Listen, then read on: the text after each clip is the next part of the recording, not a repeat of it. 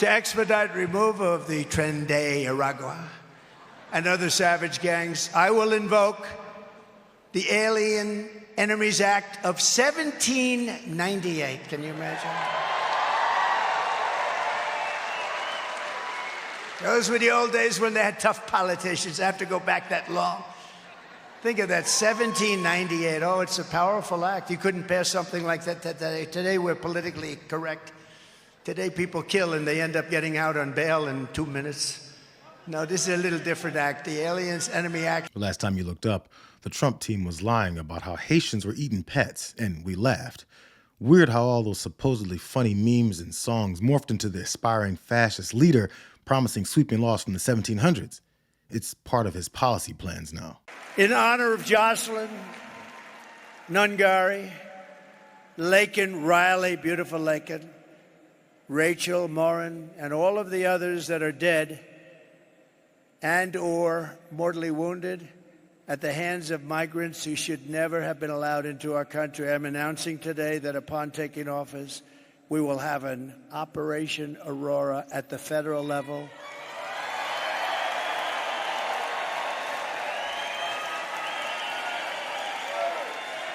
To expedite the removals of these savage gangs, and I will invoke the Alien Enemies Act of 1798. Think of that. 1798. This was put there. 1798. That's a long time ago, right? To target and dismantle every migrant criminal network operating on American soil. Who would have ever thought that a president or a future president would ever have to stand here and say such things? Who would think that that's even possible to have to do?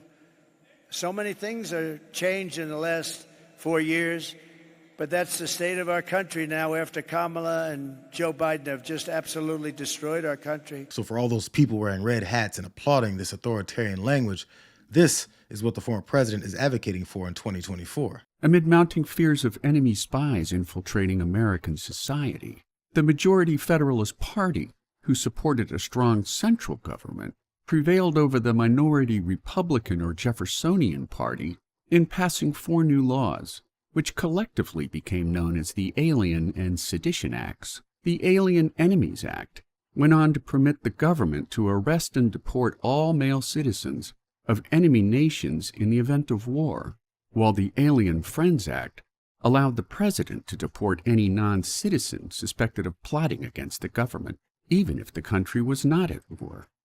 The Sedition Act, on the other hand, took direct aim at anyone who spoke ill against President Adams or the Federalist-dominated government, effectively muzzling dissent from the Republican side of the aisle. By 1802, all of the Alien and Sedition Acts had either expired or been repealed, save for the Alien Enemies Act, which was amended by Congress in 1918 to include women. So in front of a group of supporters with a straight face, this guy promised to evoke laws from 1798 that would allow him to deport anyone from what he deems enemy nations, based on what he considers any plotting against the government. And not only that, but the Sedition Act would allow him to censor anyone that speaks ill of him. But let's not forget that it was amended to include women in 1918. Another demographic of Americans that both Trump and Vance have openly disparaged in policy plans, even going so far as to say they should be criminally punished for exercising their own bodily autonomy. So, are we paying attention? Because no one's calling Trump a fascist louder than Trump. I'm announcing today that upon taking office, we will have an Operation Aurora at the federal level to expedite the removals of these savage gangs, and I will invoke the Alien Enemies Act of 1798. Think of that. They are radicals headed up by a radical governor in Colorado that has no clue how to solve this influx of crime into his state. And by the way, Colorado's one state. It's much worse in other states. But in Colorado, they've taken over. I mean, in Colorado, they're so brazen, they're taking over sections of the state. And, you know, getting them out will be a bloody story. Should have never been allowed to come into our country. Nobody checked them. Nobody checked. Were they criminals? Were they from jails? They're in our country, and they said, if you come back, you will be executed. You will be killed immediately. Not going to be easy, but we'll do it. He's been pushing the made-up stories about cities, towns, and villages being taken over by criminal migrants for months. He and his running mate have ignored and dismissed the pushback from Republican governors, mayors, and officials in the areas that they've targeted, simply to lead people to believe that he should be given the authority to deport, punish, and censor whoever he wants, regardless of their legal status. Ahead of the campaign, Trump's campaign put out a statement alleging that Aurora has become, quote, a war zone due to the influx of violent Venezuelan prison gang members, end quote. That's just not true. Local officials, Democratic and Republican alike, have debunked those lies over and over and over again. The Republican mayor of Aurora, Colorado, Mike Kaufman, publicly offered to, quote, show Trump our community and meet with our police chief for a briefing, end quote. Of course, the former president did not take the mayor up on his offer. I will rescue Aurora and every town that has been invaded and conquered. These towns have been conquered. Explain that to your governor. He doesn't have a clue. All the scum that we have to deal with that hate our country, that's a bigger enemy than China and Russia. This is also the same party that has claimed to believe in states' rights.